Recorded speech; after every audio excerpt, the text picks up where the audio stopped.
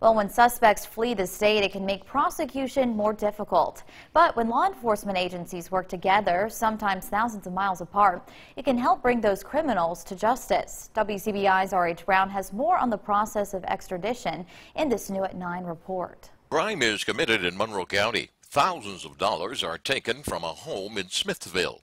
There were 4 individuals involved. We already have the juvenile and the other lady that was here in the county. These people were involved in the robbery. Of course, after we started making arrests, they left. That's when the long arm of the law began shaking hands with another long arm of the law in a place called Martinsville, West Virginia. Willie Madison Stafford and Ethan Stanford are expected to be brought back to Mississippi for crimes they are accused of committing. The process is called extradition. We're going to be getting them in front of a magistrate there, we hope by Monday. That state can then determine whether or not there's enough requirements met to have him extradited. Those would include whether or not he's been indicted, whether or not he's wanted.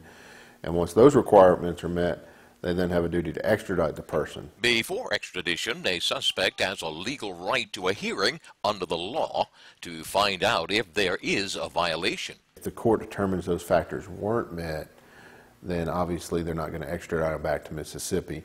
If the court determines they were met, then they would immediately return that person to Mississippi to face the charges in Mississippi.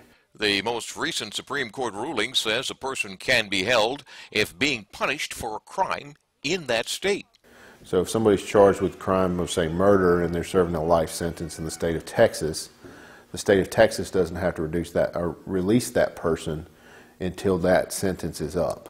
R.H. Brown, WCBI News, Monroe County. Now, either sheriff's deputies or a private company will pick up the extradited suspects. Now,